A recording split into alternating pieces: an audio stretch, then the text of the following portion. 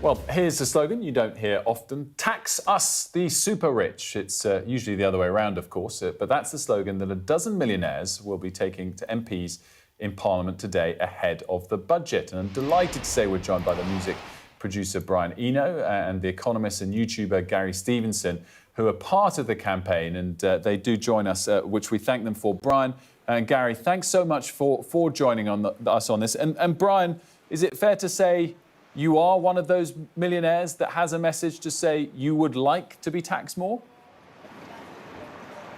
Yeah, well, I would like the whole taxation system to be fairer, which means I would like rich people to pay more taxes than they do, and poor people to pay less taxes than they do.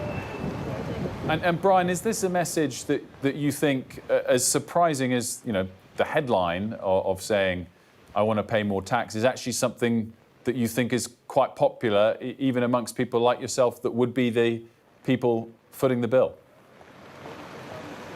Yeah, I mean, a lot of us know that we actually are treated very particularly by the government. We're catered to in a way that poor people aren't. They don't have a voice, and they pay a lot of taxes, and they're understandably angry because things are kind of set up against their interests, I think.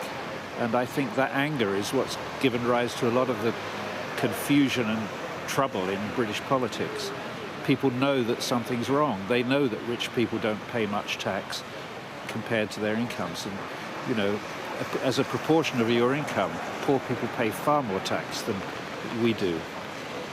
And Gary, obviously you are one of the people that incredibly successfully has given a voice to this argument and other areas, explaining it on your hugely successful YouTube channel. What is your take on the best way to achieve this? Obviously all taxes do have some downsides. What's the most effective way to achieve this with as little downside as possible? The first thing is you need to be looking at taxing wealth rather than income. People who work for their money pay already, in most cases, a very high level of tax, but families and individuals who have phenomenally high levels of wealth often pay almost nothing. I worked in the city, I made my money, I paid 50, 60, 70% if you include everything, and then the Duke of Westminster inherits 10 billion and pays nothing. So tax wealth, not work, is what I always say on my YouTube channel, Gary's Economics. But you need to design it carefully, which is why I'm always saying to the government, talk to me, bring me in, do the work, let's plan a wealth tax that taxes the wealth fairly in a way that they cannot avoid.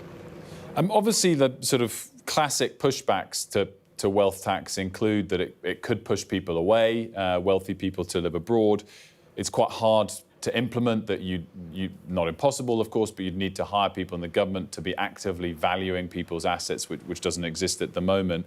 Perhaps the strongest pushback is the idea that if you tax the same pool of wealth every single year, that it might then disincentivize people to either save or invest. What do you say to that criticism of the idea of a wealth tax? Well, we're only looking to tax people with wealth of above £10 million, so it would have no incentive effect at all on the vast majority of the population. Once you look at the very, very, very rich, I don't think it'd be such a bad thing if they did spend a bit more. If they spent a little bit more and perhaps sold some of their assets, then maybe it would become affordable again for ordinary families to buy some assets. I think we're in this kind of absurd situation where we seem to want the rich to take a bigger and a bigger and a bigger share. At the same time, we're seeing basically the bankrupting of the government, the bankrupting of ordinary families, and we don't see the connection. You cannot allow the richest people in your society to take a bigger and a bigger and a bigger share in economies with almost no growth and not expect ordinary families to get poorer. The reason that ordinary families and the government are getting poorer year after year is because of this massively increasing inequality. Brian, what do you say to that pushback that wealthy people would leave if these sorts of things happen? Do you think that's possible? Clearly wouldn't apply to you, but could it apply to others? It's funny, that seems to be the only thing that people are concerned about, that wealthy people might leave the country. What I'm worried about is that poor people already are abandoned by this country. There's already a huge problem that we're not looking at. The problem isn't whether a few wealthy people leave, which, to tell you the truth, I couldn't give a toss about, to be perfectly honest. I don't think, since they don't pay so much tax, or they pay so little tax, it wouldn't make much difference if they did leave anyway in a fiscal way.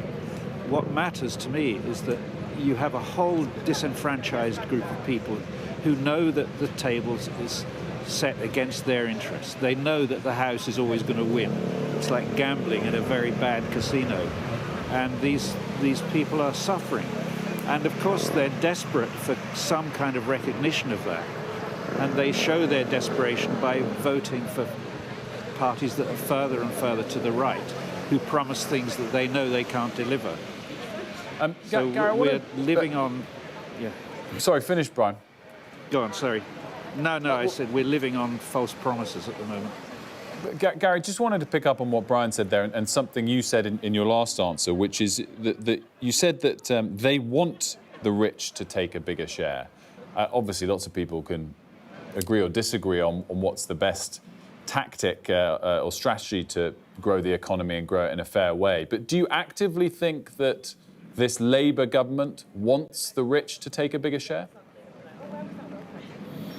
I think this Labour government really, unfortunately, does not understand the part that inequality is playing on falling living standards. I wish they did understand that. The reason I started my YouTube channel in 2020 was because I could see at the beginning of COVID that inequality would increase massively and that would bring living standards down. Listen, I know I might not look like it, but I've studied economics at the London School of Economics and Oxford. I've had a very successful career in the city. I recognise that most economists do not see the importance of inequality.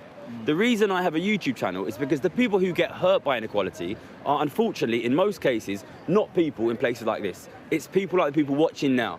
What I want the public to understand is, in the vast majority of cases, the politicians and the economists are protected from the increased poverty being caused by inequality.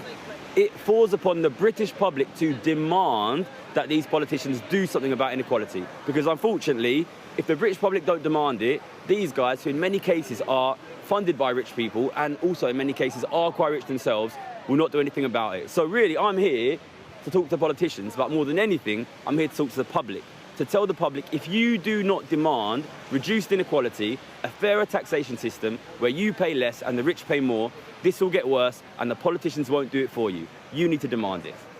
Well, we're out of time, guys, but thank you very much for joining us today, Gary, Brian, and we'll let you go and get somewhere warm, because as we were showing earlier, it's snowing now. Are we but good? Thank you very much for joining us. Anything, so I guess we're done? Yeah? Yeah. Just saying thank you. Yeah. Oh, thanks. I think it came out. Oh, no. Yeah, they're done. I love it. Great interview. Really interesting. Very interesting to hear that perspective. And